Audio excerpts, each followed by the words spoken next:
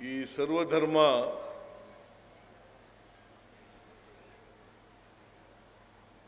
ಪೂಜ್ಯ ಸ್ವಾಮೀಜಿಯವರು ಎಲ್ಲ ಧರ್ಮದ ಸ್ವಾಮೀಜಿಯವರು ಭಾಗವಹಿಸಿದ್ದಾರೆ. ಹಿಂದೂ ಧರ್ಮ, ಇಸ್ಲಾಂ ಧರ್ಮ, ಜೈನ ಧರ್ಮ, ಬೌದ್ಧ ಧರ್ಮ ಎಲ್ಲರೂ ಕೂಡ ಭಾಗವಹಿಸಿದ್ದಾರೆ. ಅವರಿಗೆಲ್ಲರಿಗೂ ಪ್ರಣಾಮಗಳನ್ನು ಅರ್ಪಿಸಲಿಕ್ಕೆ ಬಯಸ್ತಾ ಇದ್ದೇನೆ.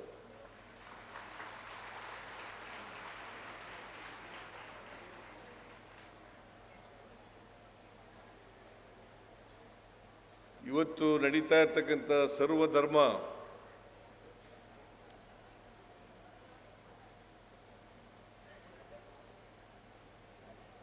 ಮಹಾಸಂಗಮ ನಡೀತಾ ಇರ್ತಕ್ಕಂಥದ್ದು ಇಂದಿನ ಪರಿಸ್ಥಿತಿನಲ್ಲಿ ಸಮಂಜಸವಾಗಿದೆ ಅಂತೇಳಿ ನಾನು ಭಾವಿಸ್ಕೊಂಡಿದ್ದೇನೆ.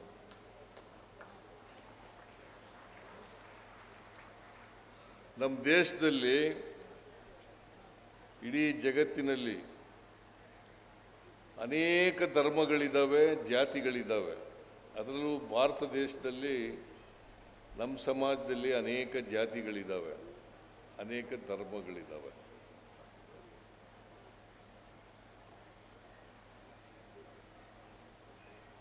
ಜಾತಿ ಧರ್ಮಗಳನ್ನು ನಾವು ಮಾಡಿರೋದಲ್ಲ,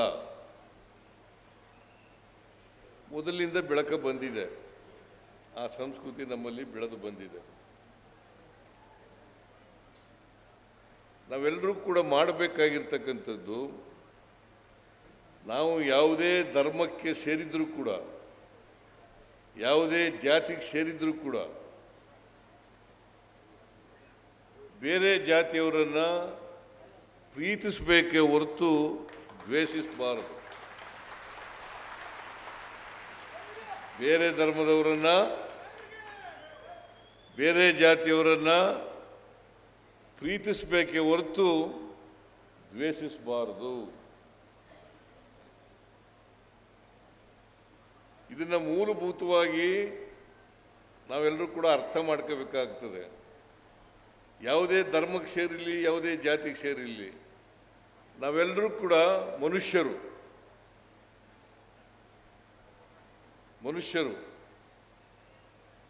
ಈಗ ಇಸ್ಲಾಂ ಧರ್ಮಕ್ಕೆ ಸೇರಿರೋರಲ್ಲಿ ರಕ್ತ, ಹಿಂದೂ ಧರ್ಮಕ್ಕೆ ಸೇರಿರ್ತಕ್ಕಂಥವ್ರ ರಕ್ತ ಬೇರೆ ಬೇರೆ ಇರ್ತದ?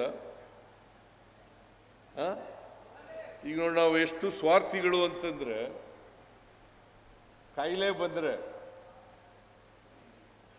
ಆಪರೇಷನ್ ಮಾಡಿಸ್ಕೋಬೇಕಾಗಂತ ಬಂದರೆ ನಮ್ಮ ಶರೀರದ ಒಳಗಡೆಗೆ ಯಾರ ರಕ್ತನಾದರೂ ಕೊಡಿಯಪ್ಪ ಅಂತ ಸೇರಿಸ್ಕೊತೀವಿ.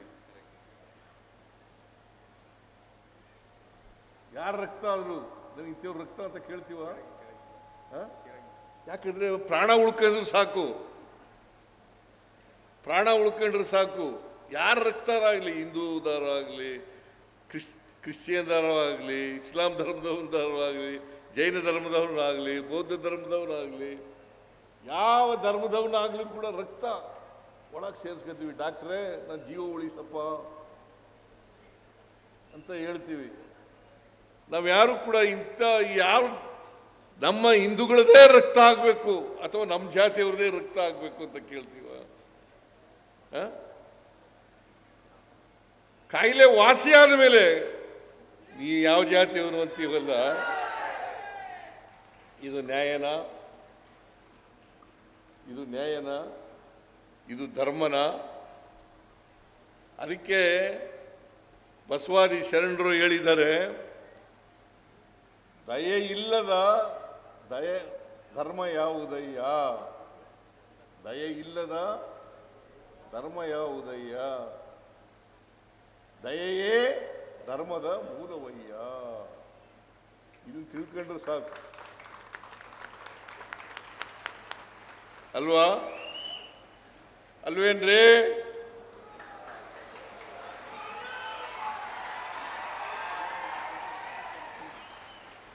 ನಾನು ಹುಟ್ಟುವಾಗ ಇಂಥ ಜಾತಿನಲ್ಲೇ ಹುಟ್ಟಬೇಕು ಅಂತ ಅರ್ಜಿ ಹಾಕೊಂಡಿದ್ನ? ಕುರುಬರ ಜಾತಿನಲ್ಲೇ ಹುಟ್ಟಬೇಕು ಅಂತ ಅರ್ಜಿ ಹಾಕೊಂಡಿದ್ನ? ನಮ್ಮ ಅಪ್ಪ ನಮ್ಮ ಅಪ್ಪ ನಮ್ಮ ಅವ್ವ ಕುರುಬರ ಜಾತಿಲಿದ್ರು, ನಾನು ಕುರುಬನಾಗಿದ್ದೀನಿ ಅಷ್ಟೇನೆ. ಆದರೆ ಮೂಲಭೂತವಾಗಿ ನಾನು ಮನುಷ್ಯ, ಮೂಲಭೂತವಾಗಿ ಮನುಷ್ಯ. ಮನುಷ್ಯನನ್ನು ಪ್ರೀತಿಸಬೇಕೇ ಹೊರತು ನಾವು ದ್ವೇಷಿಸಬಾರದು. ಪ್ರಾಣಿಗಳನ್ನು ಪ್ರೀತಿಸ್ತೀವಿ, ಆದರೆ ಮನುಷ್ಯನನ್ನು ದ್ವೇಷಿಸ್ತೀವಿ. ನೀ ಯಾವ ಧರ್ಮದವನು, ಆ ಧರ್ಮದವನು, ಈ ಜಾತಿಯವನು, ಆ ಜಾತಿಯವನು. ಅದಕ್ಕೆ ನಮ್ಮಲ್ಲಿ ಈ ಜಾತಿ ವ್ಯವಸ್ಥೆಯಿಂದ ಗುಲಾಮ್ಗಿರಿ ಮನೆ ಮಾಡ್ಕೊಂಡ್ಬಿಟ್ಟದೆ. ಗುಲಾಮ್ಗಿರಿ ಇದೆಯಲ್ಲ, ಮನೆ ಮಾಡ್ಕೊಂಡ್ಬಿಟ್ಟಿದೆ. ಮೇಲ್ಜಾತಿಯವ್ರು ಸಿಕ್ಕಿದ್ರೆ ಸ್ವಾಮಿ ಬುದ್ಧಿ ಅಂತೀವಿ. ಅವನು ಬಡವನಾದರೂ ಕೂಡ ಮೇಲ್ಜಾತಿಯವನು ಸಿಕ್ಕಿದಾಗ ಅವನು ಅವಿದ್ಯಾವಂತನಾದರೂ ಕೂಡ ಬುದ್ಧಿ ಸ್ವಾಮಿ ಅಂತೀವಿ. ಆದರೆ ದಲಿತ ಒಬ್ಬ ವಿದ್ಯಾವಂತನಾದರೂ ಕೂಡ, ಶ್ರೀಮಂತನಾದರೂ ಕೂಡ ಅವನ್ನ ಸಿಂಗುಲರ್ನಲ್ಲಿ ಮಾತಾಡಿಸ್ತೀವಿ, ಏಕವಚನದಲ್ಲಿ ಮಾತಾಡಿಸ್ತೀವಿ. ಇದೇ ನಮ್ಮಲ್ಲಿರ್ತಕ್ಕಂಥ ಗುಲಾಮ್ಗಿರಿಯ ಸಂಕೇತ. ಇದೇ ನಮ್ಮಲ್ಲಿರ್ತಕ್ಕಂಥ ಗುಲಾಮ್ಗಿರಿಯ ಸಂಕೇತ. ಎಲ್ಲಿವರೆಗೆ ನಾವು ಈ ಗುಲಾಮ್ಗಿರಿಯ ಸಂಕೇತವನ್ನು ಕಿತ್ತಾಕಲ್ಲ, ಅಲ್ಲಿವರೆಗೆ ನಾವು ಗುಲಾಮರಾಗಿ ಇರ್ತೀವಿ ಅಲ್ವಾ? ಕಿತ್ತಾಕ್ಬೇಕಲ್ಲ. ಇವತ್ತು ಆಚರಣೆ ಮಾಡ್ತೀವಿ. ವಿದ್ಯೆ ಕಲಿಯೋದು ಯಾಕೆ? ಸ್ವಾಭಿಮಾನದಿಂದ ಬದುಕಲಿಕ್ಕೆ, ಜ್ಞಾನಿಯಾಗಲಿಕ್ಕೆ, ಮೌಢ್ಯಗಳು ಅವುಗಳಿಂದ ದೂರ ಇರಲಿಕ್ಕೆ ಅಲ್ವಾ? ನಾವು ವಿದ್ಯಾವಂತನಾದ ಮೇಲೂ ಕೂಡ ಮೌಢ್ಯಗಳನ್ನು ಆಚರಣೆ ಮಾಡೋದಾದರೆ, ಕಂದಾಚಾರಗಳನ್ನು ಆಚರಣೆ ಮಾಡೋದಾದರೆ ನಾವು ವಿದ್ಯಾವಂತರಾಗೋದು ಪ್ರಯೋಜನ ಇಲ್ಲ ಅಲ್ವಾ?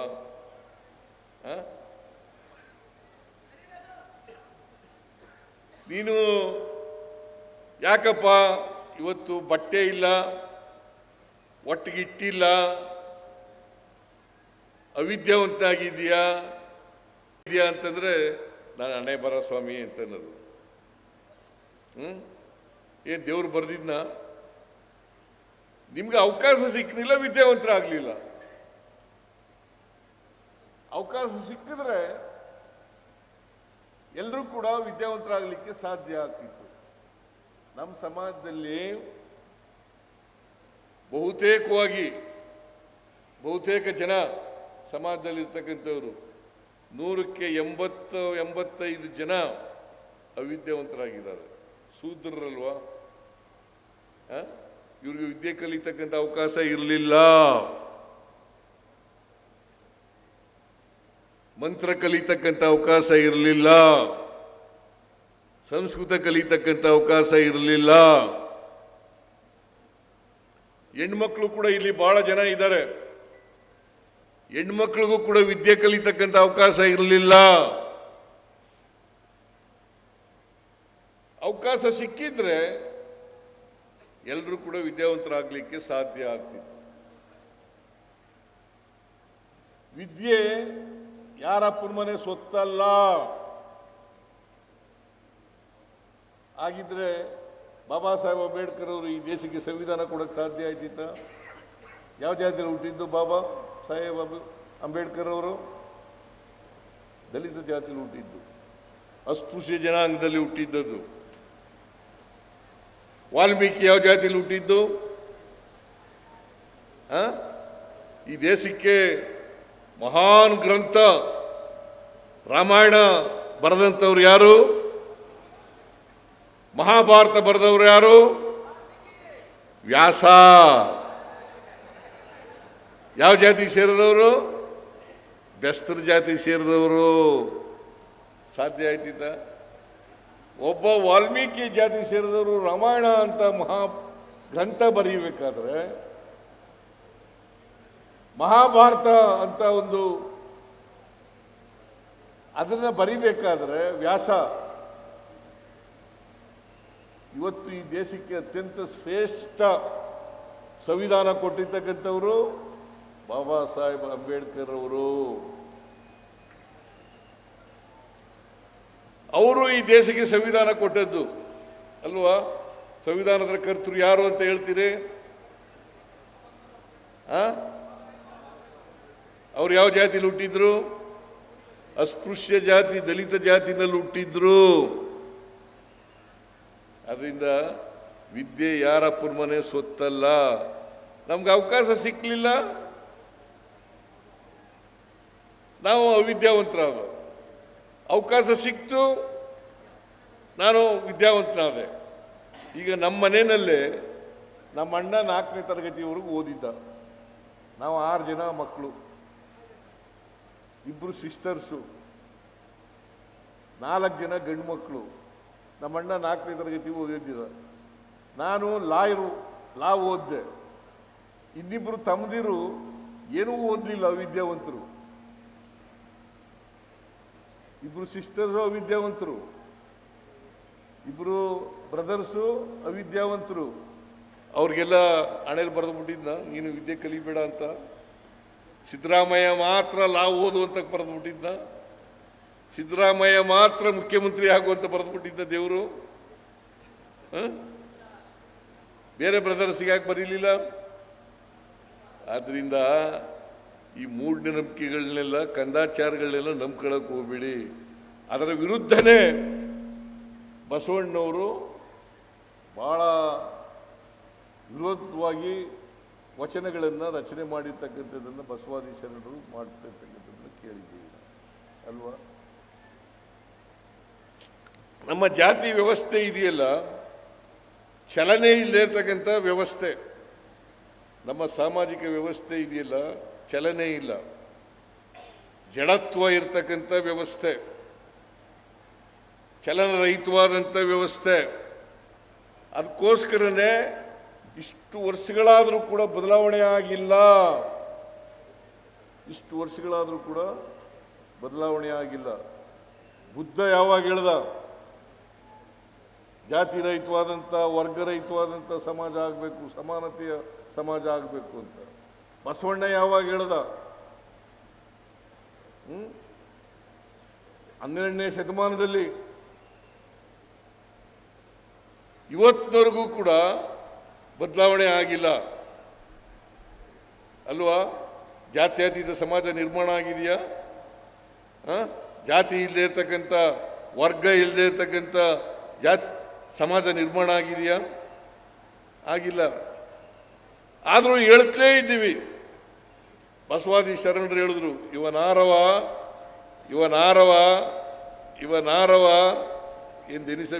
ಎಂದೆನಿಸದಿರಯ್ಯ, ಇವ ನಮ್ಮವ ಎಂದೆನಿಸಯ್ಯ, ನಿನ್ನ ಮನೆಯ ಮಗನೆಂದೆನಿಸಯ್ಯ, ಕೂಡಲ ಸಂಗಮ ದೇವ.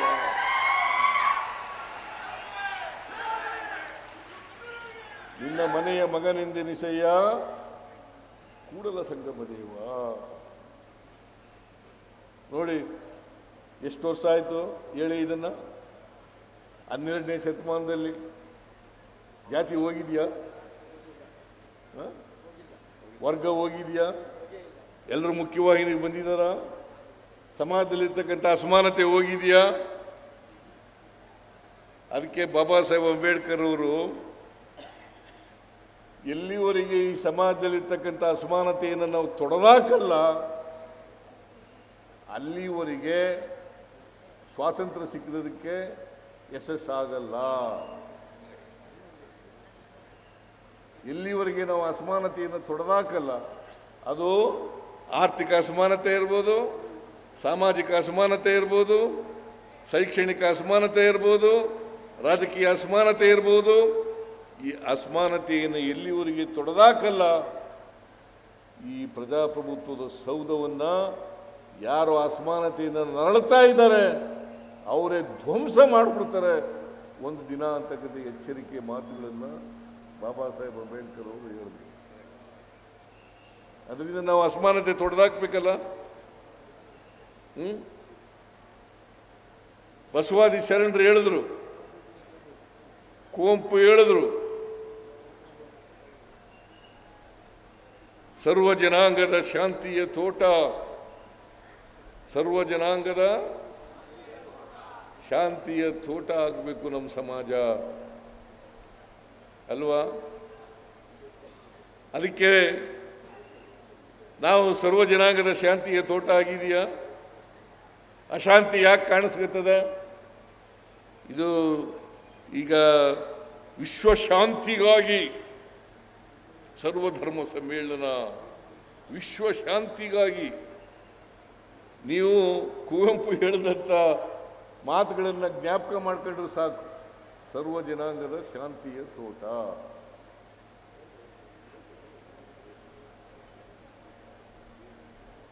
ಇದು ಎಲ್ಲರ ಉದ್ಯಾನ ಆಗಬೇಕು ಸಮಾಜ. ಅದು ಬಿಟ್ಟು ಅದಕ್ಕೆ ಕುವೆಂಪು ಅವರು ಬಹಳ ಸ್ಪಷ್ಟವಾಗಿ ಹೇಳಿದ್ದಾರೆ, ಸರ್ವ ಜನಾಂಗದ ಶಾಂತಿಯ ತೋಟ ರಸಿಕರ ಕಣ್ಣಲ್ಲಿ ಅದಾಗಬೇಕಲ್ವಾ? ಮತ್ತೆ ಸರ್ವಧರ್ಮ ಸಮ್ಮೇಳನದಲ್ಲಿ ಇಷ್ಟೊಂದು ಜನ ಭಾಗಿಯಾಗಿದ್ದಾರೆ. ನೀವು ಇನ್ಮೇಲೆ ಈ ವೇದಿಕೆ ಬಿಟ್ಟು ಹೋದ ಮೇಲೆ ನಾವು ಜನರನ್ನು ಪ್ರೀತಿಸ್ತಕ್ಕಂಥದ್ದನ್ನು ಕಲ್ತ್ಕೊಳ್ಳೋಣ ಸಾಕು. ಪರಸ್ಪರ ಪ್ರೀತಿ ಕಲ್ತ್ಕೊಳ್ಳೋದು ಸಾಕು. ಮೊನ್ನೆ ಸುಪ್ರೀಂ ಕೋರ್ಟ್ ಜಡ್ಜ್ ಮೇಲೆ ಒಬ್ಬ ಶೂ ಎಸ್ಬಿಟ್ಟ. ಅವನು ಯಾರಪ್ಪ ಅಂತಂದ್ರೆ ಸನಾತನ ಧರ್ಮಕ್ಕೆ ಸೇರಿದವನು. ಸನಾತನ ಧರ್ಮಕ್ಕೆ ಸೇರಿದವನು. ಧರ್ಮ ಹೇಳ್ತದ, ಯಾವ ಧರ್ಮನೂ ಕೂಡ ಪ್ರೀತಿಸಬೇಕು ಅಂತ ಹೇಳ್ತದ ಹೊರತು ದ್ವೇಷಿಸಬೇಕು ಅಂತ ಹೇಳೋದಿಲ್ಲ. ಒಬ್ಬ ಸುಪ್ರೀಂ ಕೋರ್ಟ್ ಚೀಫ್ ಜಸ್ಟಿಸ್, ಅವನ ಮೇಲೆ ಒಬ್ಬ ಲಾಯರು, ತಿಳ್ಕೊಂಡಿರ್ತಕ್ಕಂಥವನು, ಓದ್ಕೊಂಡಿರ್ತಕ್ಕಂಥವನು, ಕಾನೂನು ಓದಿರ್ತಕ್ಕಂಥವನು, ಅವನು ಚಪ್ಪಲಿ ಶೂ ಎಸ್ಬಿಡ್ತಾನೆ. ಇದನ್ನೆಲ್ಲ ನಾವು ಸಹಿಸ್ಕೊಂಡಿರ್ಬೇಕಾ? ಖಂಡಿಸ್ಬೇಕೋ ಬೇಡವಾ? ಖಂಡಿಸ್ಬೇಕೋ ಬೇಡ? ಮತ್ತೆ ಶಾಂತಿಯಲ್ಲಿ ನಿಲ್ಲಿಸುತ್ತೆ? ಇಂಥವೆಲ್ಲ ನಡೆದ್ರೆ ಇನ್ನೂ ಈ ಸಮಾಜದಲ್ಲಿ ಸ್ವಾತಂತ್ರ್ಯ ಬಂದು 78 ವರ್ಷ ಆಯಿತು, ಸಂವಿಧಾನ ಬಂದು 78 ವರ್ಷ. ಅದಕ್ಕೆ ಬಾಬಾ ಸಾಹೇಬ್ ಅಂಬೇಡ್ಕರ್ ಅವರು ಏನು ಹೇಳಿದ್ದಾರೆ ಅಂತಂದರೆ, ಇನ್ನೊಂದು ಧರ್ಮವನ್ನು ಸಹಿಸ್ಕೊಳ್ತಕ್ಕಂಥ ಕೆಲಸ ಆಗುತ್ತೆ.